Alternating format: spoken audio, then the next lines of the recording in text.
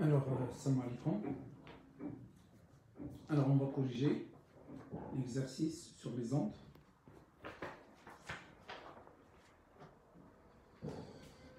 Donc, l'exercice, c'est le suivant.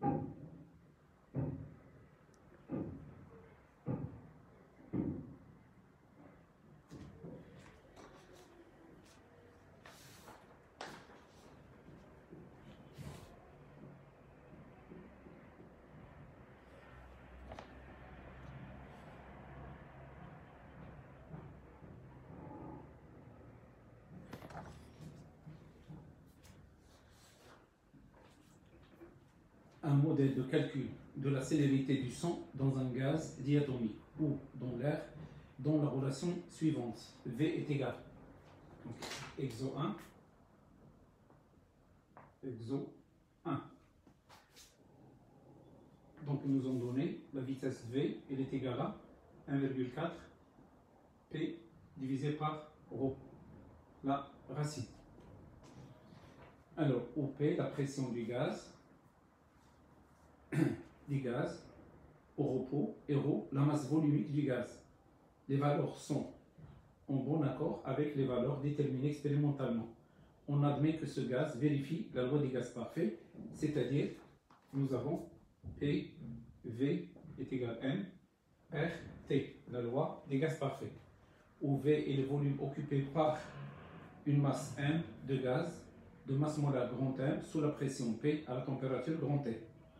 L'onde sonore est une onde 1,1 électromagnétique ou mécanique. Donc l'onde sonore,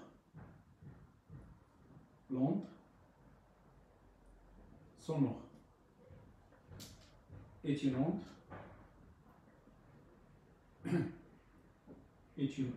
mécanique. Parce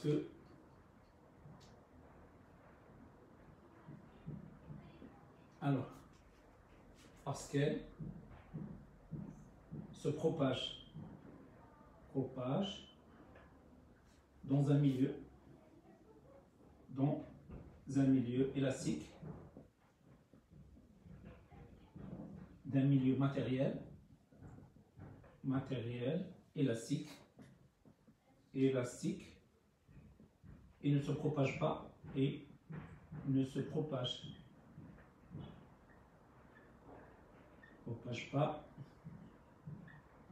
dans le vide. Alors, 1, 2, transversal ou longitudinal. Donc, c'est une onde longitudinale.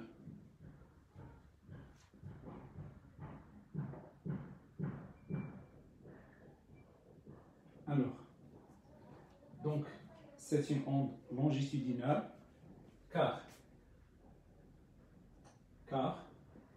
la direction de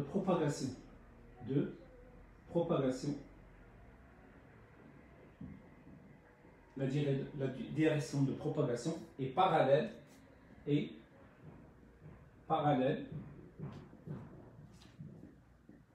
à celle de la déformation.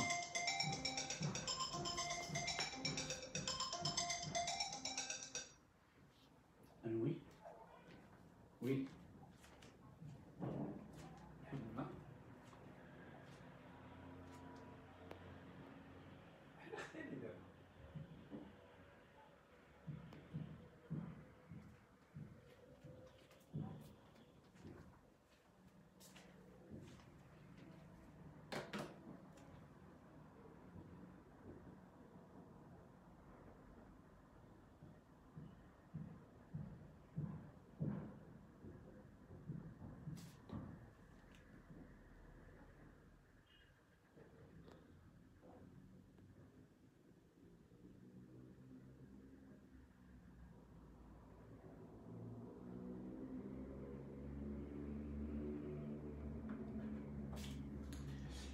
Donc il est parallèle à celle de la déformation.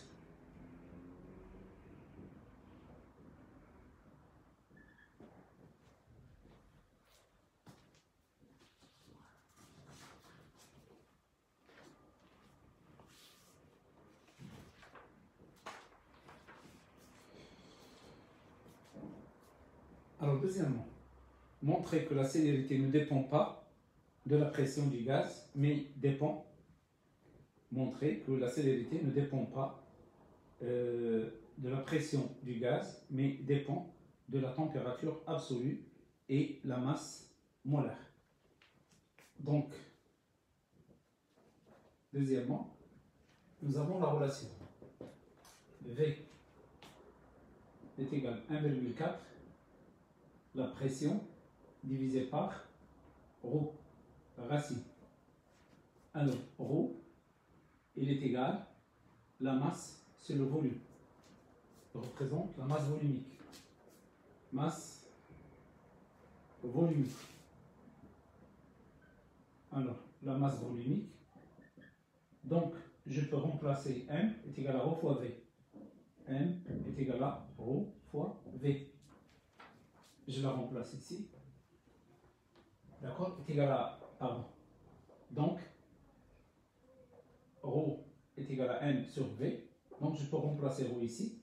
Donc, ça donne V est égal à 1,4 la racine fois P divisé par ρ divisé par V. Le M, le V, il va monter vers le haut. Alors, donc, M divisé par V. Donc, il est égal à 1,4 P fois V divisé par petit 1, la racine. Alors maintenant, je vais appliquer l'équation des gaz parfaits, celle-là. Nous avons P fois V est égal à nRT. Et nous avons le N, c'est la masse molaire. Donc P fois V est égal à la masse, c'est la masse molaire, fois RT. Donc, je divise par petit m, j'obtiens P fois V divisé par petit m, il est égal à RT, donc M, je le déplace ici, divisé par grand M. Donc, j'enlève P fois V divisé par M, je la remplace par RT sur grand M. Donc, je déduis ici que la vitesse, elle est égale à 1,4 fois RT divisé par grand M. Donc, d'après cette relation, on constate que la vitesse est indépendante de la pression. Donc, d'après cette relation,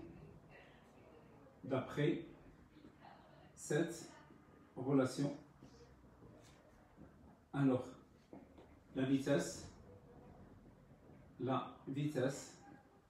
ne dépend pas de la pression.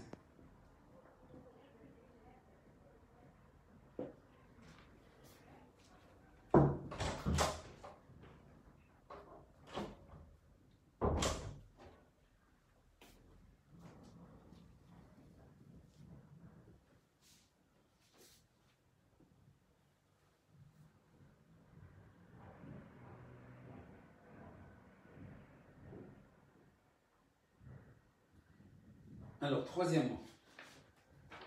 troisièmement, comparer la célérité du son dans le gaz d'hydrogène et la célérité du son dans le gaz d'oxygène à la température 20 degrés Celsius. Donc, on va comparer, donc on va calculer la célérité du son dans le dihydrogène. Donc, troisièmement, la vitesse pour H2 est égale, alors donc 1,4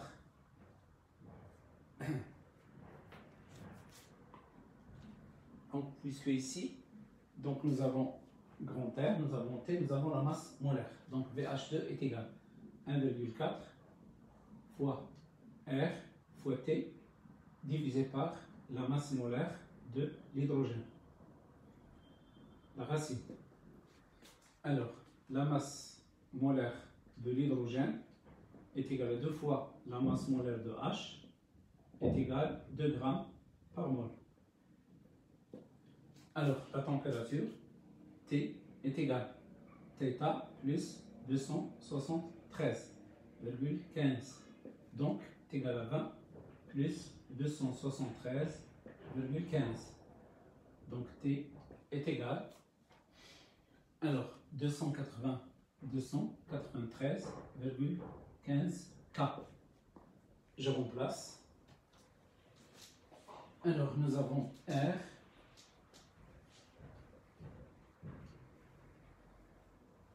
Donc, la vitesse H2, elle est égale à la racine de 1,4, 8,314 multiplié par 293,15 multiplié par 293,15 divisé par alors 2. Alors on fait le calcul.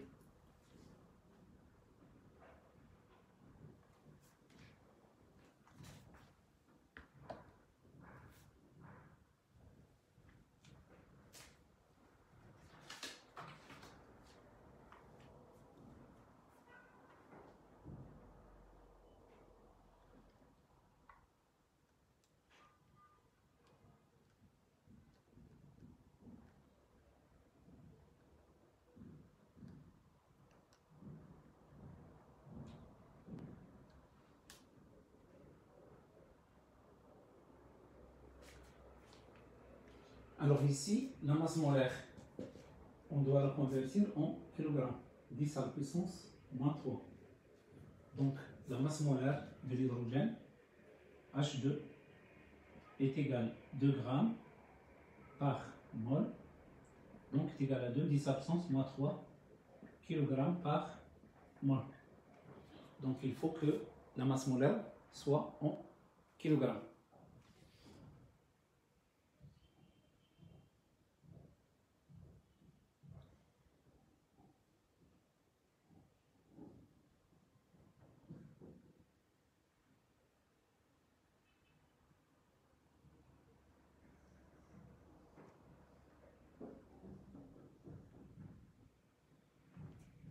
Donc 1,4 multiplié par 8,314 multiplié par 293,15 divisé par 2, 10 à la puissance moins 3 est égal la racine de 1 égale. Alors 1306,17. Donc VH2 est égal à 1306,17 mètres par seconde. Alors maintenant, on va calculer V dans l'autre gaz. Alors l'autre gaz, c'était quoi? C'est l'oxygène. Donc, dans l'oxygène, donc VO2 est égal à 1,4 fois R fois T divisé par la masse molaire de O2, la racine. Donc VO2 est égal à la racine. Donc 1,4 multiplié par R, c'est 8,314 fois 293,15. Alors la masse molaire de l'oxygène, la masse molaire M de O2, c'est 2 fois 16, c'est 32 grammes par mol. C'est 32, 10 à la puissance moins 3 kg par mol. Donc je remplace 32, 10 à la puissance moins 3.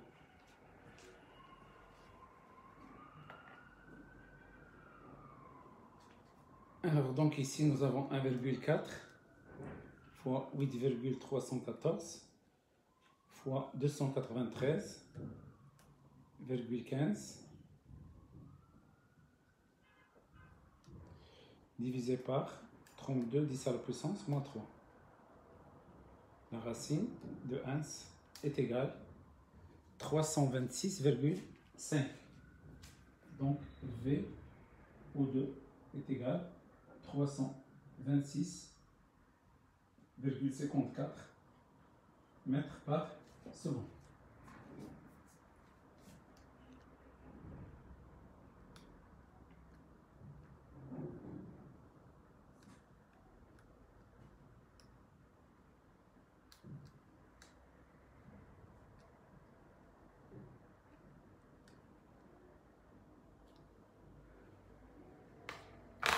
Donc, qu'est-ce que je compare?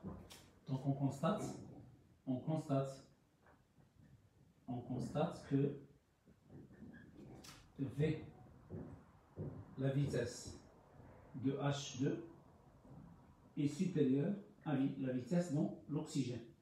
Donc, le son se propage dans le gaz hydrogène avec une vitesse plus grande que la vitesse de propagation dans le gaz oxygène.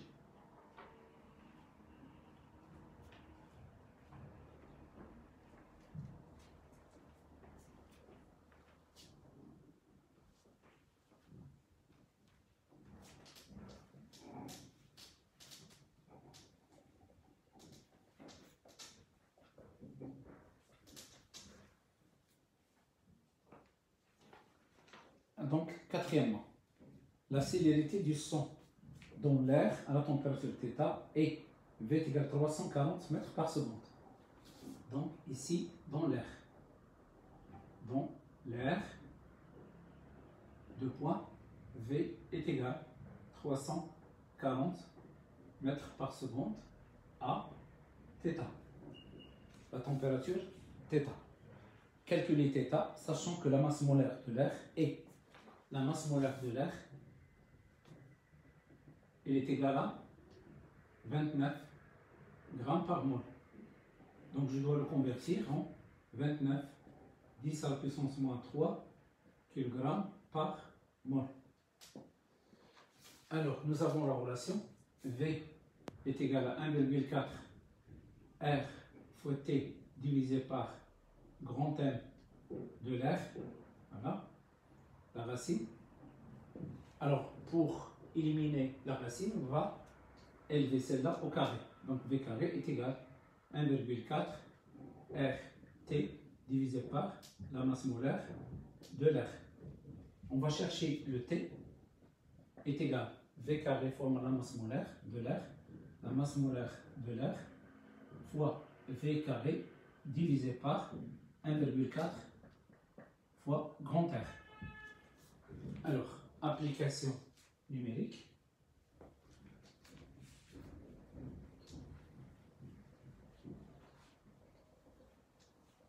Donc, l'application numérique, grand T est égal à 29 10 à la puissance moins 3, 29 10 à la puissance moins 3, fois la vitesse 10 à la puissance moins 3, fois 340 au carré, divisé par 1,4 fois 8,314.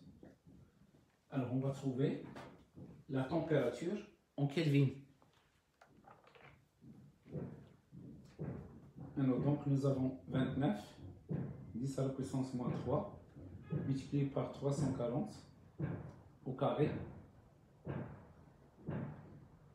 Alors, divisé par 1,4, 8,314. Donc, ça donne 288. Donc, c'est 288 K. Donc, virgule, si vous voulez, 0,2. 88,02 Kelvin. Alors, on sait que T est égal à θ plus 273,15. Donc, θ est égal à T moins 273,15. Donc θ est égal à 288,02 moins 273,15. Alors 288,02 moins 273,15 est égal. Alors 14,87, donc θ est égal à 14,87 degrés Celsius. Voilà la température.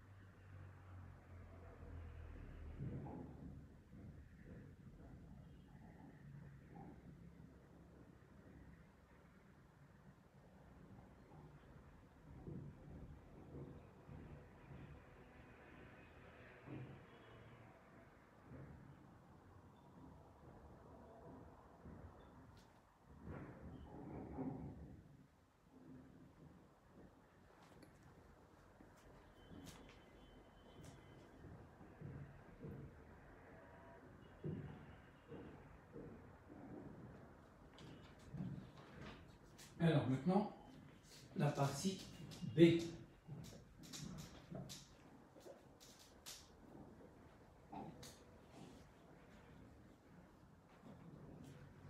Donc la partie B. Donc B, pour comparer les célérités des ultrasons dans l'eau et dans l'air, on utilise le dispositif suivant. Les ultrasons sont des ondes acoustiques dont la célérité est la même que celle du son audible. Les deux émetteurs d'ultrasons sont synchronisés. Les voies A et B sont reliées à la carte d'acquisition d'un ordinateur. Elles ont le même coefficient d'amplification. On a obtenu les signaux suivants. Alors, la première question, quelle est la différence entre ondes sonores et ondes ultrasonores? Quelle est la différence entre ondes sonores et ondes ultrasonores? Donnez-moi la réponse.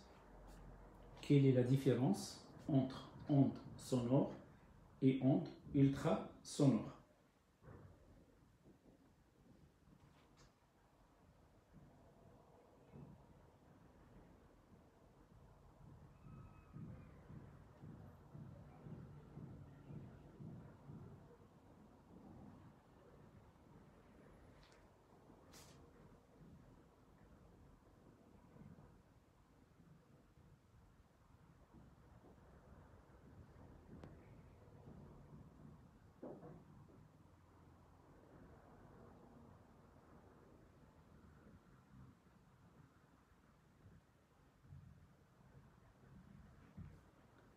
Quelle est la différence entre ondes sonores et ondes ultrasonores? Anas, ondes sonores entre 20 et 20 kHz. C'est quoi qui est entre 20 et 20 kHz? Doha, les ondes sonores sont audibles par l'homme et les ondes ultrasonores ne sont pas audibles par l'homme. Ce n'est pas la bonne réponse. N'importe qui peut donner cette réponse. Anas, ultrasonore supérieur à 20 kHz. C'est quoi supérieur? On parle de quoi? Voilà, Sheima, onde ultrasonore, petit f, supérieur à 20 kHz. Donc, la différence entre ondes sonores et ondes ultrasonores, il faut donner la fréquence. Comment? Et la fréquence. Donc, les ondes sonores. Voilà, les ondes sonores. Bien sûr, audible. Voilà, audible. Audible. Alors, on,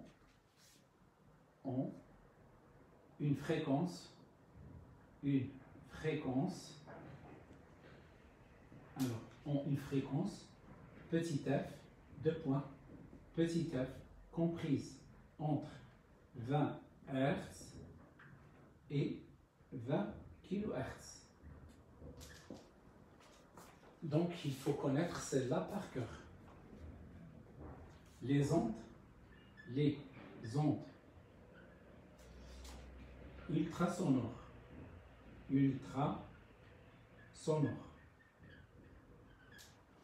non audibles,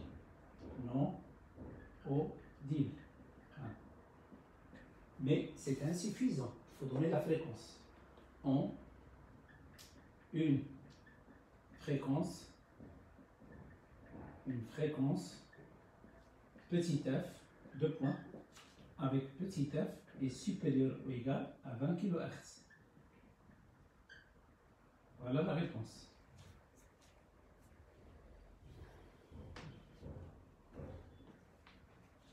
Donc, deuxièmement, quel est celui des deux signaux qui correspond à la propagation dans l'air, sachant que VO est supérieur à VR.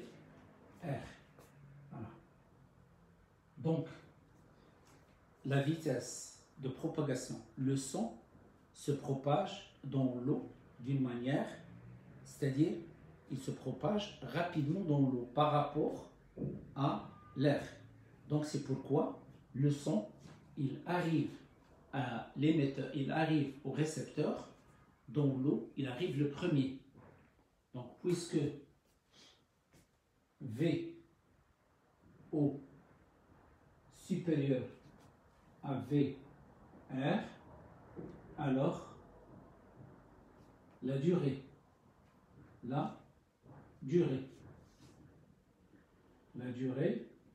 delta T O est inférieure à delta T R. Voilà. Donc ici, c'est 3. Donc,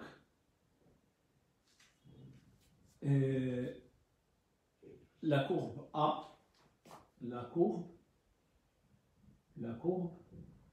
A représente, puisque c'est celle qui apparaît la première, représente l'onde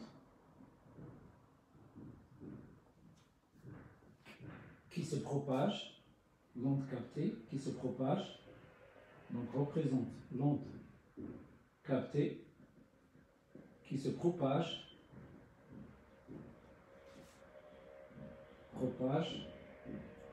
dans l'eau. Et la deuxième, c'est celle qui se propage dans l'air. La courbe B représente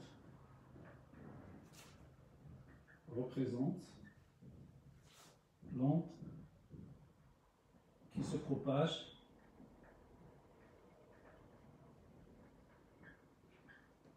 dans l'air.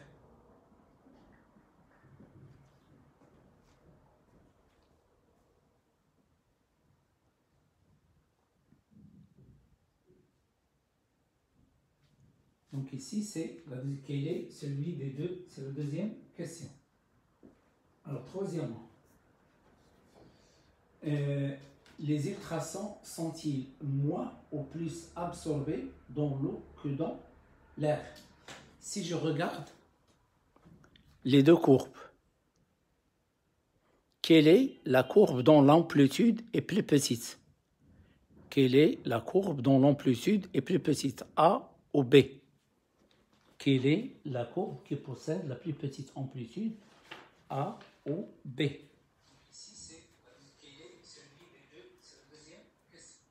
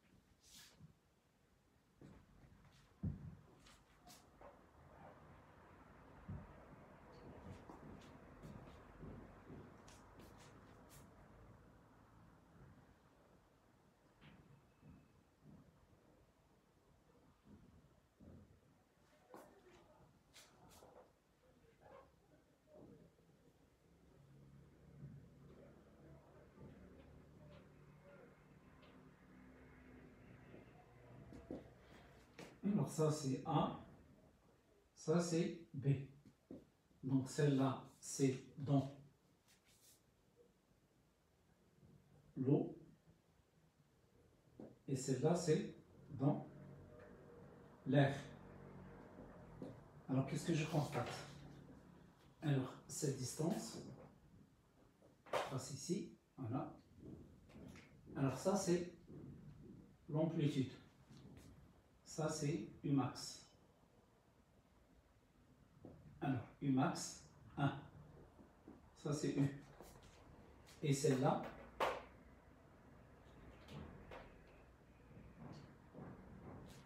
voilà, ça c'est Umax, Umax 2. Donc, bien Umax A, là Umax B. Ça c'est la tension. Donc en fonction du temps. Voilà le temps. Alors donc, Umax A et Umax B sont les amplitudes.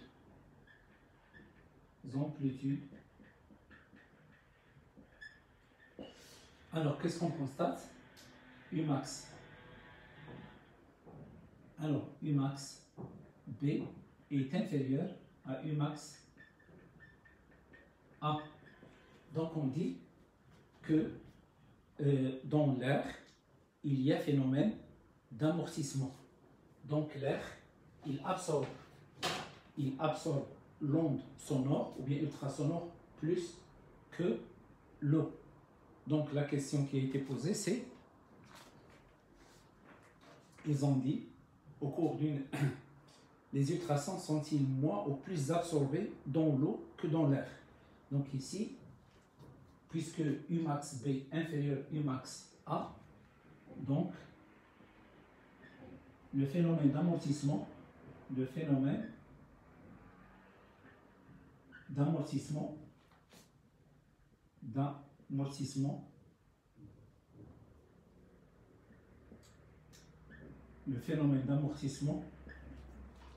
est plus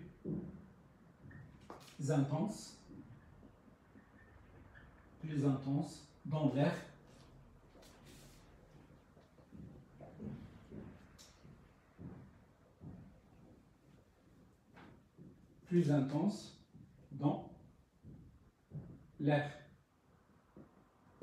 Donc l'eau est moins d'après les données de l'exercice.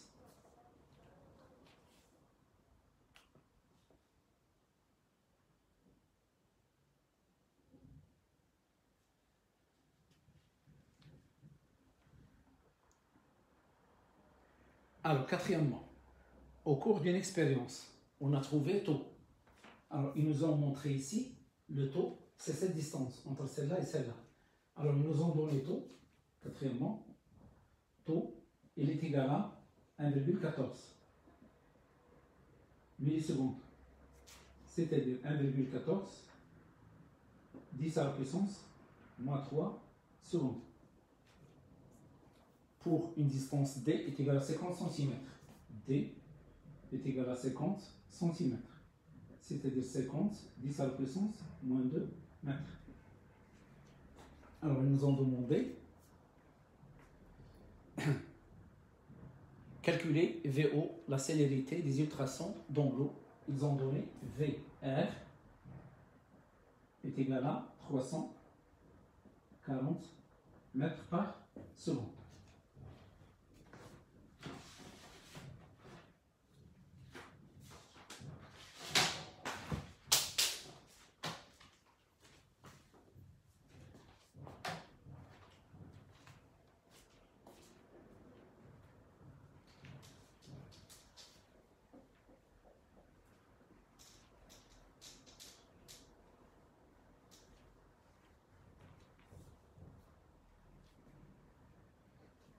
Alors, nous avons, voilà, le système.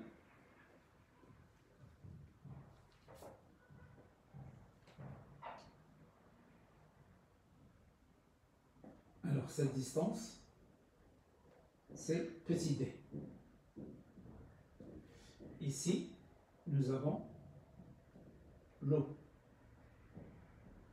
Ici, nous avons l'air. Alors, nous avons ici un émetteur. Et là, un autre émetteur. Donc, ça c'est E1 et là c'est E2. Donc, émetteur E1 et émetteur E2.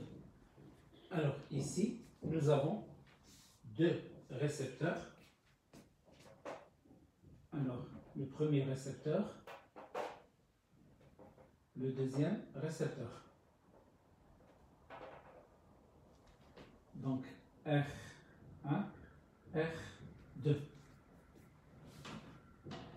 Alors maintenant, nous avons l'onde. L'onde se propage. Donc l'onde ultrasonore se propage dans l'air,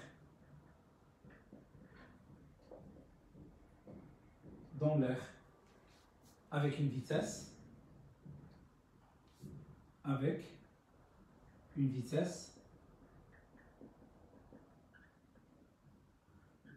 alors VR est égal à la distance parcourue D divisé par delta T1 qui se propage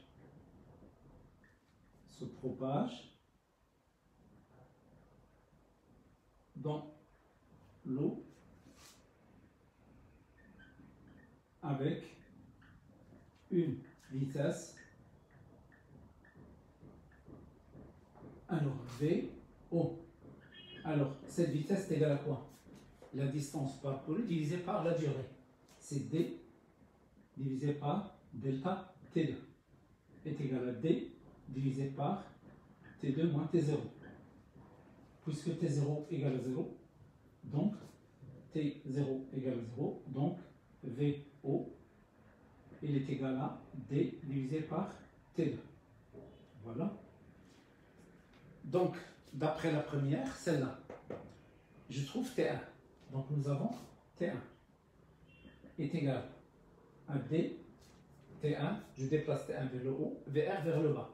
Donc, D sur VR. Et T2 est égal à D sur VO. Donc, puisque nous avons VR inférieur à VO, donc automatiquement 1 sur VR est supérieur à 1 sur VO. Si on multiplie par T, nous avons D sur VR est supérieur à D sur VO. Donc, ce qui implique D sur VR, c'est T1, D sur VO, c'est T2, donc T1 est supérieur à T2. Donc, taux est égal à quoi? Taux est égal à T2 moins T1. Voilà. Alors maintenant, je remplace T1 par celle-là, T2 par celle-là. Donc j'efface ce schéma. Donc j'aurai taux est égal. Alors D sur VO moins D sur... Alors nous avons, pardon, c'est T1 moins T2. La plus grande moins la plus petite. La plus grande moins la plus petite. Donc taux est égal à D sur V. Le T1, c'est quoi? C'est D sur VR. Donc D sur VR moins D sur VO. Alors, on va déplacer celle-là ici et celle-là ici. J'aurai D sur VO est égal à D sur VR moins taux. Je divise par taux, donc 1 sur VO est égal à 1 sur VR moins taux sur D. Je divise ici par taux, ici par D et ici par D. Alors, je cherche VO, je renverse celle-là, donc VO, il est égal à quoi? Est égal à 1 divisé par tout ça. 1 sur VR moins taux divisé par D. Taux divisé par D. Donc, je fais le calcul. Donc, VO, il est égal à 1 divisé par 1 sur VR, 1 sur 340, moins le taux, d'après les données. Donc 1,14, 10 à la puissance moins 3, divisé par 50, 10 à la puissance moins 2.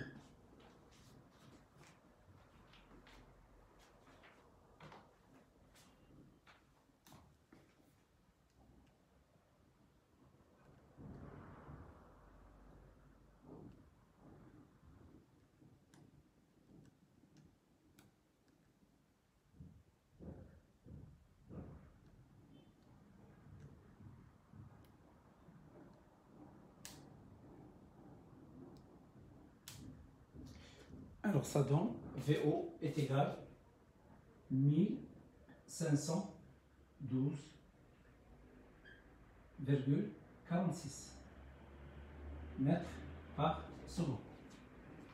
1512,46.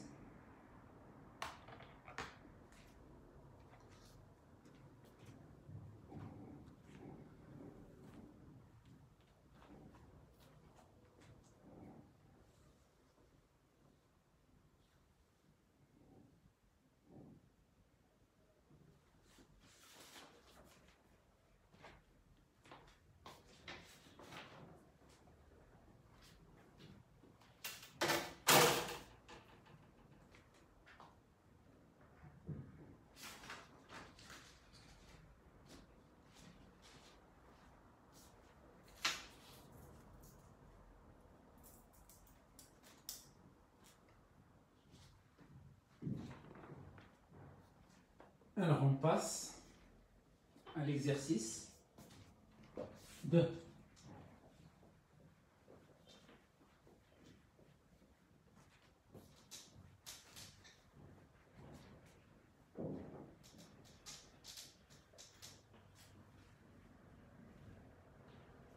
Exercice 2. Alors, un vibreur, donc exo 2.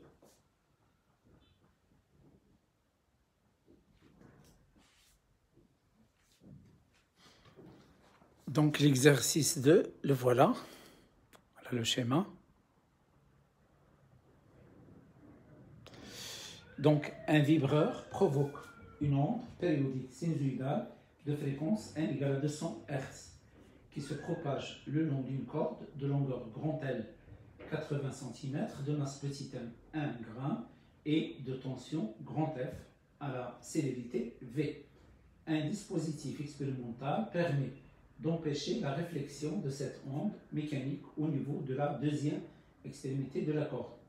On observe le phénomène à l'aide d'un stroboscope de fréquence NE réglable. On donne l'aspect de la corde à l'instant T1. Cette onde est une onde transversale ou longitudinale. Alors, cette onde, l'onde qui se propage le long de la corde, est une onde transversale ou longitudinale. Quelle est votre réponse?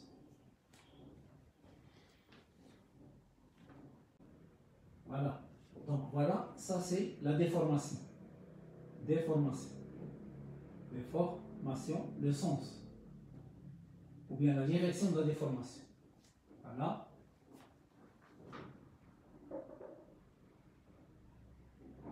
Donc, et ça c'est la propagation. Sens de propagation. Ou bien direction de propagation.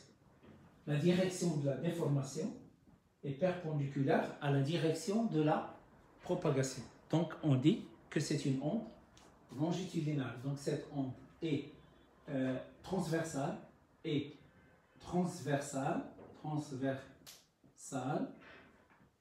parce que la direction de propagation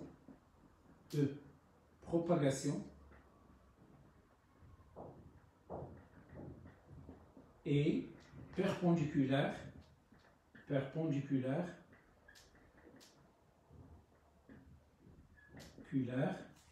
à la direction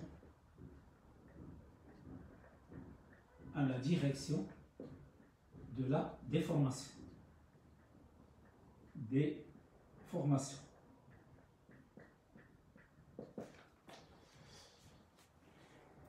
Deuxièmement, donner la définition de la longueur d'onde et déterminer sa valeur.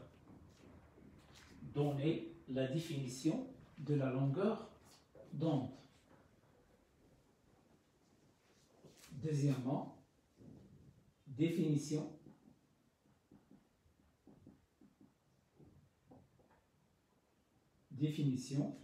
de la longueur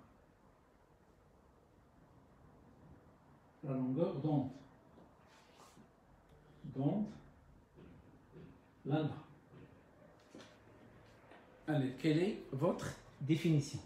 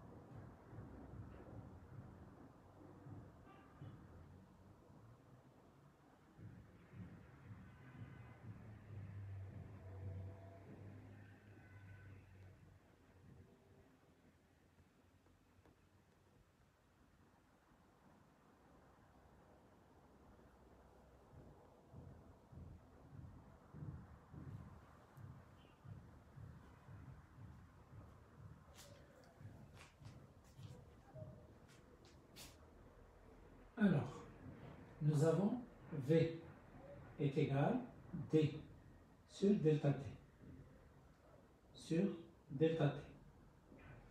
Alors, si delta T est égal à grand T, alors D est égal à lambda. Voilà. Donc, la définition de lambda. Lambda, c'est une distance.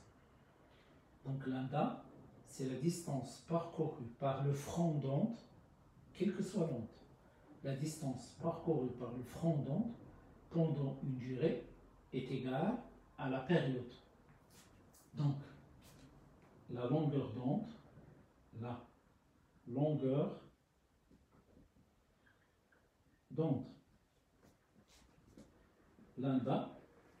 est la distance la distance parcourue par la distance parcourue par le front d'onde, le front d'onde pendant une durée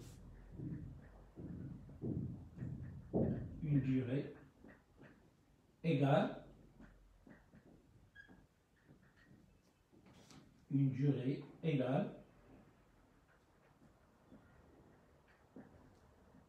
à la période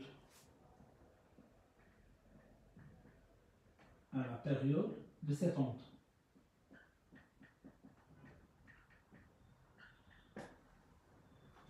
Alors maintenant, on va calculer, on va trouver la longueur d'onde. Donc d'après l'exercice, ils nous ont donné une courbe. Donc nous avons ici, voilà, ça c'est un axe, et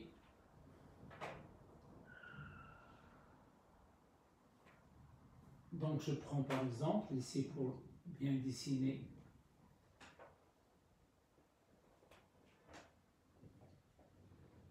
donc ça c'est un axe vertical dans lequel il y a Y, ici c'est X.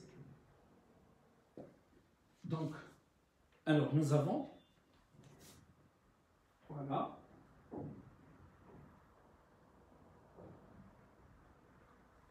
donc ici, ça c'est l'aspect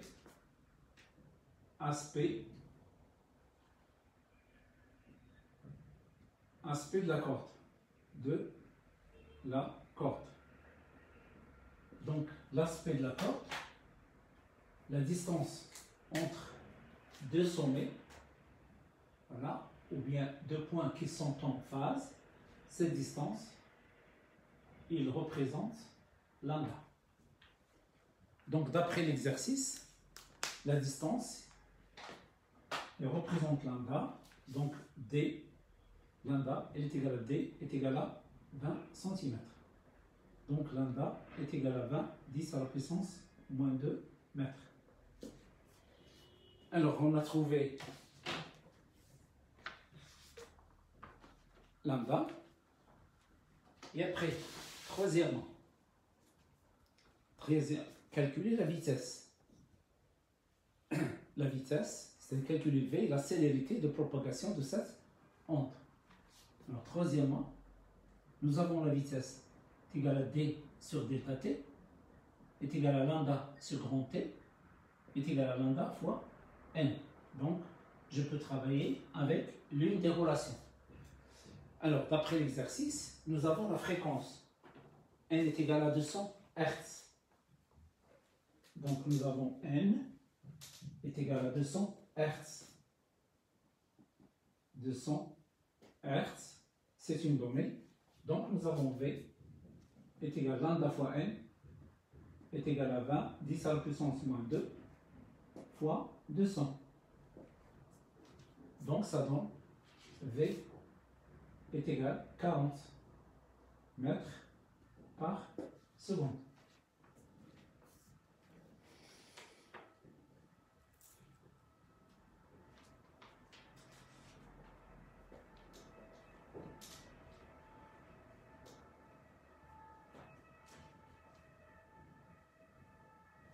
Alors, quatrièmement, soit M1 et M2, deux points de la corde, avec SM1 égale à X1, SM2 est égal à X2. Donc nous avons, quatrièmement, donc nous avons la corde, ça c'est S, ça c'est M1, et ça c'est M2. Donc cette distance, c'est X1, et cette distance, c'est X2. Alors, ils nous ont dit quelles conditions doit remplir la distance X1 et X2 pour que M1 et M2 vibrent 4,1 en opposition de phase. Donc 4,1 Bon, pour savoir comment ils vibrent M1 et M2, il faut calculer la distance entre M1 et M2. Donc la distance entre M1 et M2, la distance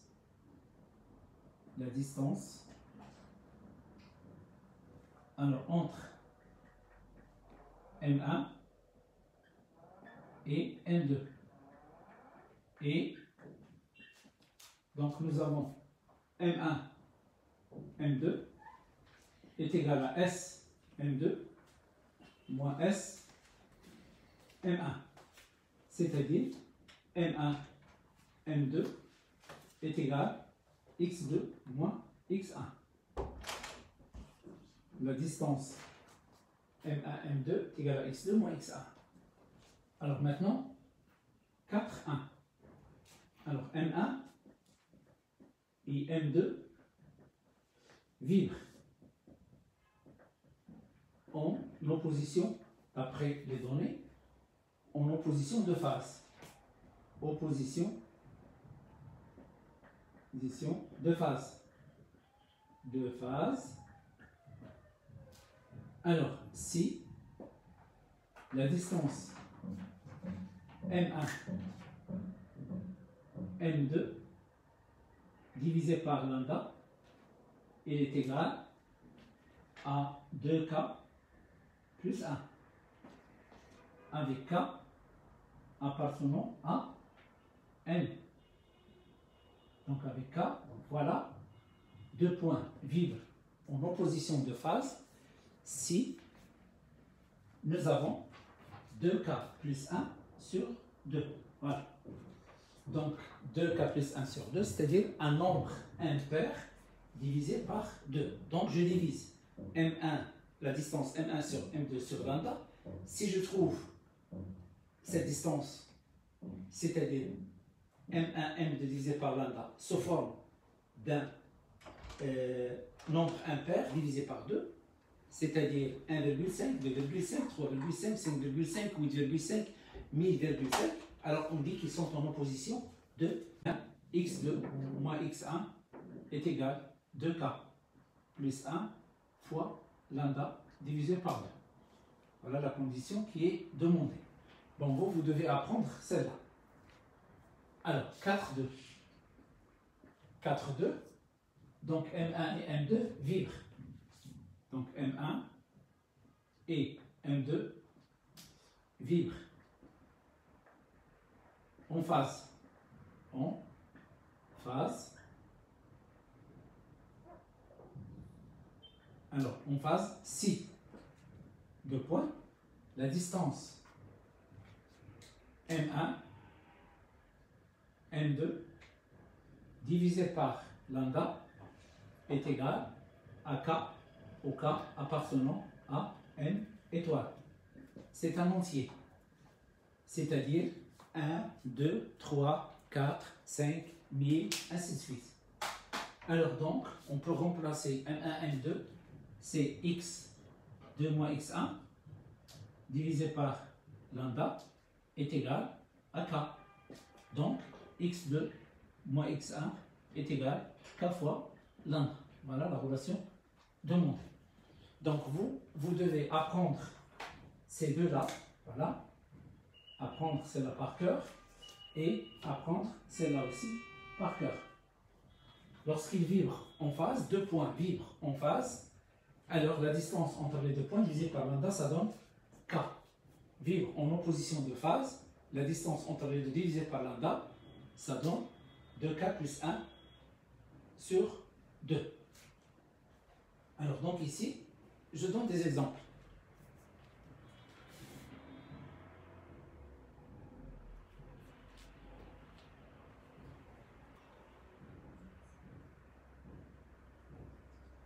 La distance AB, elle est égale à, disons, 80 cm. Et nous avons lambda. Donc la première, 80 cm. Et ici, nous avons CD est égal à 100. Donc, la distance entre C et D est égale à 110 cm. Sachant que lambda est égal à 20 cm. Sachant que lambda est égal à 20 cm. Alors, on va vous demander, ça, on dit que A et B vibrent en phase. A et B vibrent en phase. A vibre en phase. Alors maintenant, essayons de voir ces deux-là. Pour savoir comment vibre A, C et D, alors on prend CD divisé par lambda. Donc CD, donc CD c'est 110 divisé par 20. Donc il est égal à 5,5. Vous avez la virgule. Donc ici, on dit que CD sur lambda est égal à quoi? C'est égal à 5 plus 1,5. Donc CD, il est égal à 5 lambda plus lambda sur 2. Donc une fois on trouve la virgule, virgule 5, qu'est-ce qu'on dit? On dit qu'ils sont en opposition de phase. Si je trouve virgule 4, virgule 3, ce n'est pas la peine de l'écrire ni en opposition de phase, ni en phase, c'est-à-dire que votre calcul il est faux. Soit la valeur de lambda, vous l'avez déjà trouvée, et la valeur que vous avez trouvée, elle est fausse. Soit vous n'avez pas effectué avec la calculatrice le très bon calcul. Donc ici, une fois je trouve 5,5, 6,5, 7,5, 1000,5, 15,5, 0,5, 3000,5, donc il y a toujours 0,5, on dit qu'ils sont en opposition de phase. Donc C et D vibrent en opposition de phase. De phase.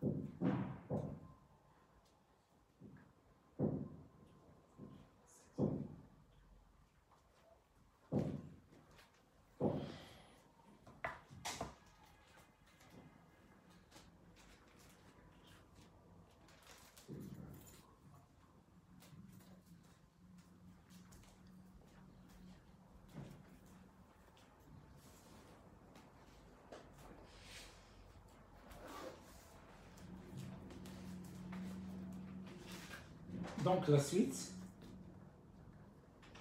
quelle est la distance entre les deux points de l'accord S et N? Quelle est la distance entre les deux points de l'accord S et N?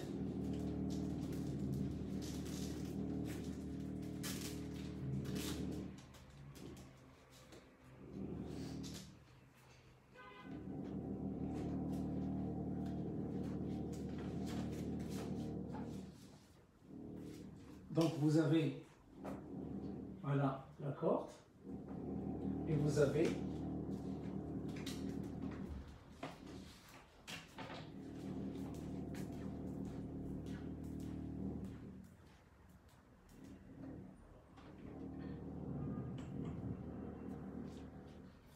ça c'est M, et ça c'est S. Donc, la distance entre les deux points, S et M,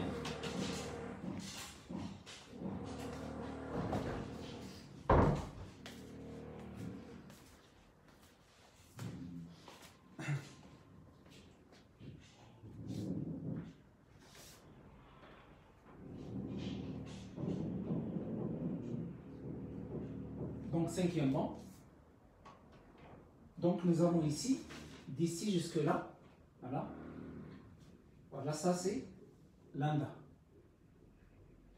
Et d'ici jusque là, c'est lambda sur 2. Donc la distance Sn est égale à lambda plus lambda sur 2.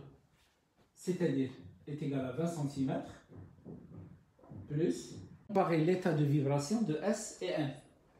Donc on compare l'état de vibration. Donc comparer, on compare l'état de vibration des deux points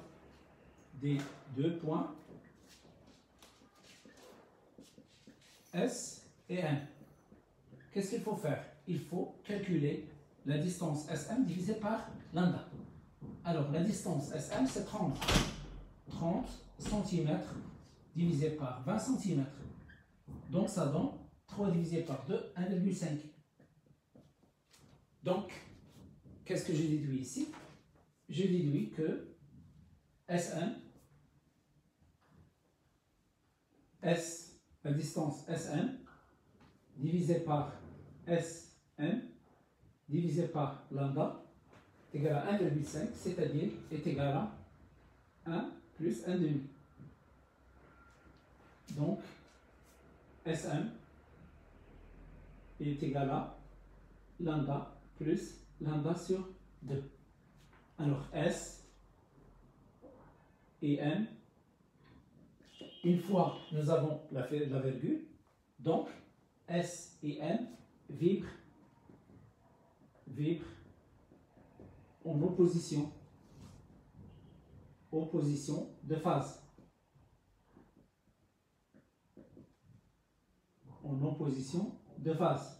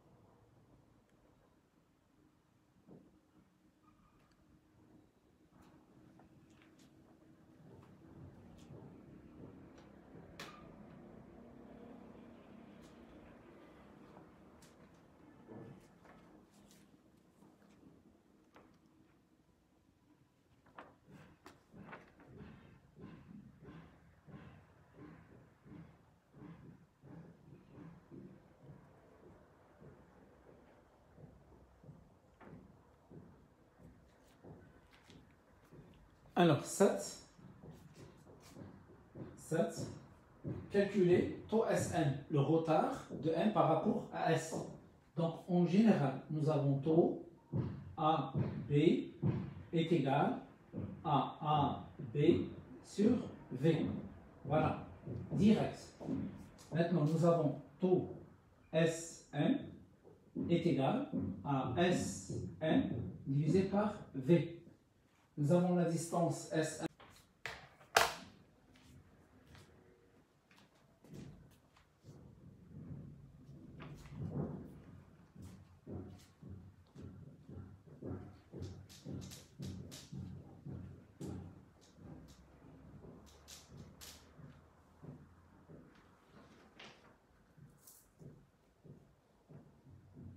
Alors, huitièmement, calculer la relation entre l'élongation, donner la relation entre l'élongation YS de T du point S et YN de T du point N.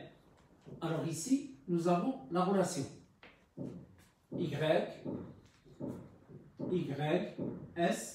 un instant T, il est égal à Y de A, un instant T plus taux SA.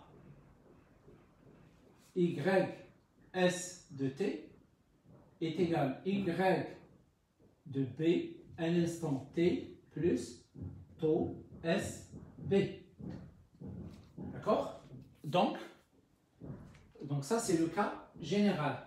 Alors maintenant, nous avons YS de T est égal à YN, un instant T plus taux SN. Donc on peut l'écrire YS de T, il est égal à YN, un instant T plus taux SN, c'est-à-dire T plus 7,5 en millisecondes. D'accord? Ou bien 7,5 10 à la puissance moins 3. Voilà. Voilà la relation. On peut l'écrire aussi YN de T est égal à YS de T moins. Donc, si on enlève taux là, on a des classes ici, moins taux SM. Voilà, moins taux SM. Donc, c'est la même chose. D'accord? C'est-à-dire YN de T est égal à YS un instant T moins 7,5 10 à la puissance moins 3 secondes. Donc, soit vous écrivez celle-là, voilà, soit celle-là, l'une des deux. Donc, soit vous mettez ici taux Sn, soit vous mettez ici moins taux Sn.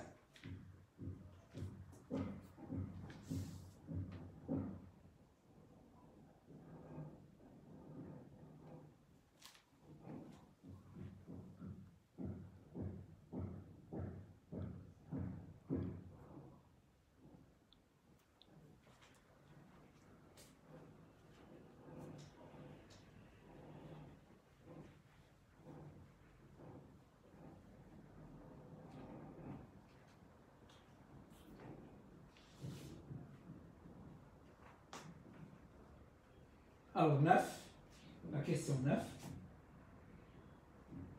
on donne l'expression de la célérité de propagation des ondes le long d'une corde de longueur L et de tension grand F. V est égal F divisé par mu, la racine. Alors avec mu, il est égal à la masse sur la longueur. Calculer grand F. Donc on va remplacer celle-là d'abord ici. V est égal à la racine de grand F divisé par M divisé par L. Donc est égal à grand F fois N divisé par M, racine. Maintenant, V au carré est égal à grand F L sur M. Alors on cherche grand F. On multiplie par M, on divise par L. Donc, grand F est égal à M fois V carré divisé par grand L. Voilà. Application numérique. Grand F est égal. Alors, la masse, elle a été fournie par l'exercice. Donc, masse, c'est 1 gramme. Donc, c'est 10 à la puissance moins 3. Donc, la masse M est égal à 1 gramme, c'est 10 à la puissance moins 3 kg. La longueur L est égale à 80 cm. L, 80 cm. Donc c'est 80, 10 à la puissance moins 2 mètres. Et la vitesse, il a été déjà calculé. Il est égal à... donc la vitesse, on a trouvé 40 mètres par seconde. Alors, on remplace.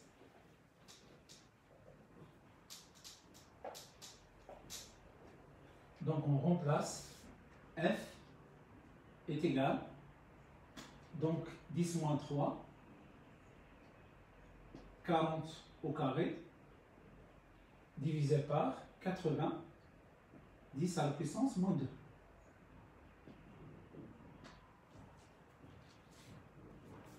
Donc ça donne donc 40 au carré, fois 1 10 à la puissance moins 3,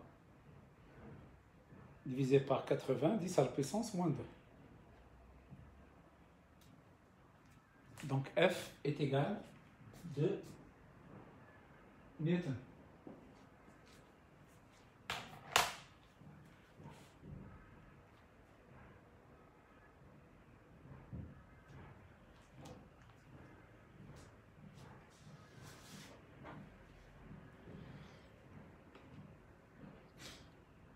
Alors, la dernière question, 10. Donc, on éclaire la corde avec le stroboscope après avoir réglé sa fréquence sur les valeurs N1, 100 Hz, 202 et 97 Hz. Interpréter l'aspect de la corde dans chaque cas. Alors, nous avons N est égal à 200 Hz. 200 Hz, d'après les données de l'exercice. Alors, premier cas.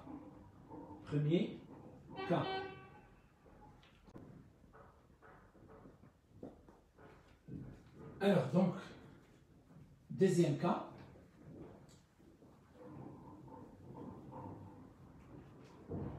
Donc, deuxième cas. Nous avons N S2. Il est égal à 202 Hz. Donc, qu'est-ce qu'on constate? On constate que on a N inférieur à N S2. Et la différence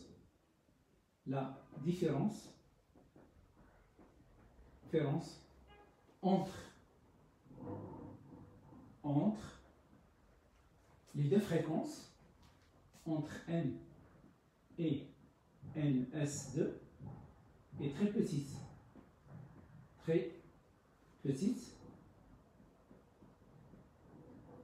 Donc, on observe un mouvement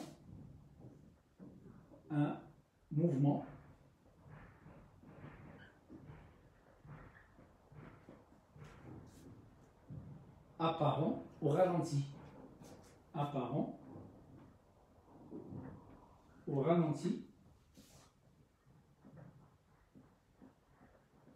Dans le sens opposé du sens réel.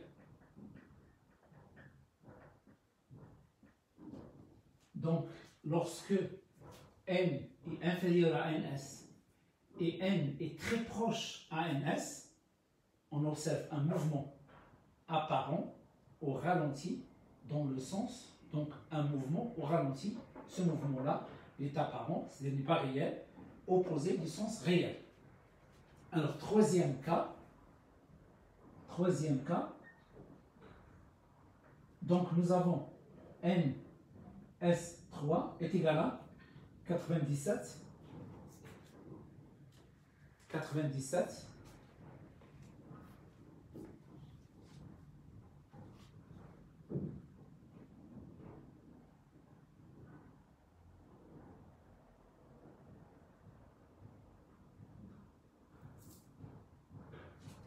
c'est pas 97, c'est 197. 197. C'est 197 Hertz. Donc, qu'est-ce que je constate? Je la compare toujours avec 200. Donc, nous avons N.